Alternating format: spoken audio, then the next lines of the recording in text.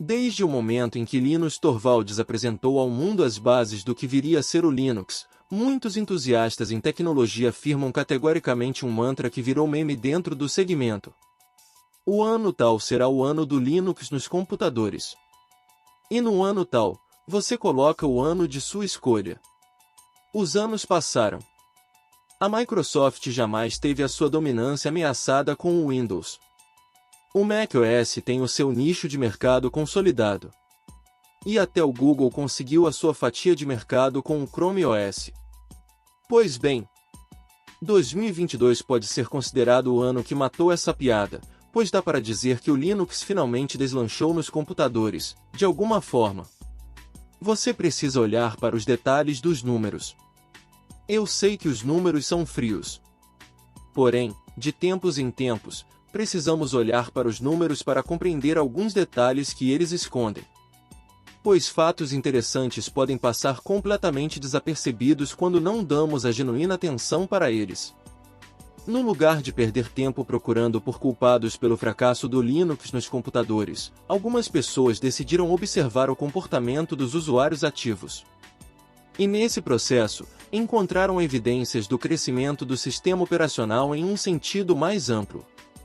Por exemplo, para cada 5 usuários do Linux, existem 3 sistemas de pacotes e até 7 distribuições diferentes ativas. Ou seja, muitas pessoas estão usando mais de um dispositivo com o sistema operacional em casa.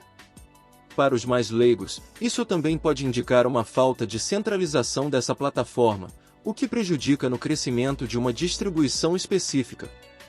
Acontece que o Linux nunca foi de natureza centralizadora. Ele sempre foi um sistema operacional aberto justamente para oferecer aos usuários a tão desejada liberdade de uso que muitos defendem que a informática deve ter. Então, quando olhamos para essa fragmentação de distribuições de forma mais ampla e com uma perspectiva periférica, começamos a detectar a enorme quantidade de dispositivos e plataformas que hoje estão funcionando com o Linux. E é esse o ponto aonde quero chegar para afirmar que, finalmente, 2022 foi o ano do Linux nos computadores. Um crescimento sem interrupções, e agora, mais rápido. Os dados de uma pesquisa realizada pelo Stack Overflow com desenvolvedores de diferentes plataformas revelam que 2022 foi mesmo o ano do Linux nos computadores. É importante deixar bem claro que o Linux ainda não é capaz de ameaçar a dominância da Microsoft com o Windows dentro desse segmento, e será muito difícil que esse quadro se modifique a médio e longo prazos.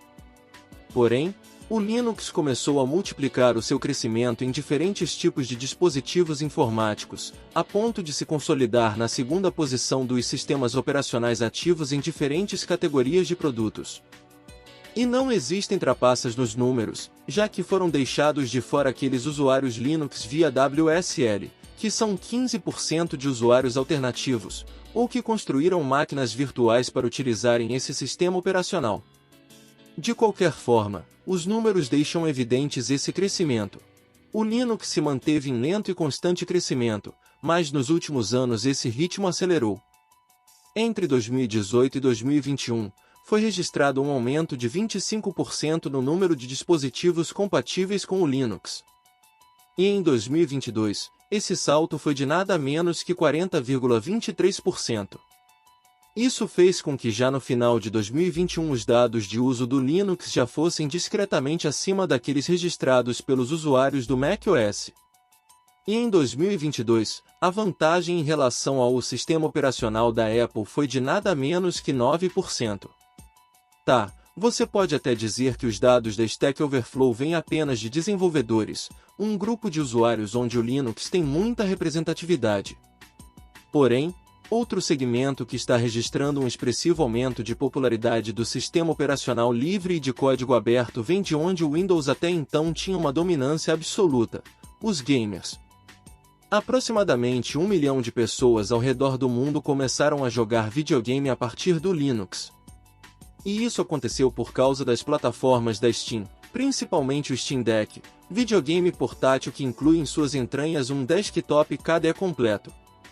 Eu sei que vou sentir falta de tirar sarro dos eternos defensores do Linux que insistiam nessa piada que foi envelhecendo com o passar do tempo. Por outro lado, fico feliz que outras alternativas de software estão aparecendo para deixar o mundo da informática muito mais dinâmico, versátil e democrático. Confesso que não sou o cara que gosta de usar apenas um sistema operacional. Tenho dispositivos com Windows, Android, iOS e Chrome OS, e me dou muito bem com todos eles. Logo, ver o Linux finalmente prosperar nos computadores é uma maneira de constatar que as minhas escolhas no âmbito informático estavam corretas ou adequadas para o que o mundo como um todo adotaria com o passar do tempo. E que o Linux reine onde tem que reinar.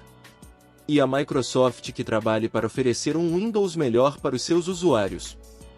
Se você gostou do que viu neste vídeo, se inscreva neste canal, compartilhe este conteúdo com seus amigos e familiares, dê o like para o YouTube perceber que eu existo e visite o eduardomoreira.com.br para mais conteúdos. Acesse os artigos do blog com atualizações diárias no Twitter e siga a nossa conta no Instagram para acessar conteúdos exclusivos em fotos e vídeos. Eu sou Eduardo Moreira, e para me seguir nas redes sociais, é só procurar por @eduardomoreira em todas as plataformas. Um grande abraço, e até a próxima!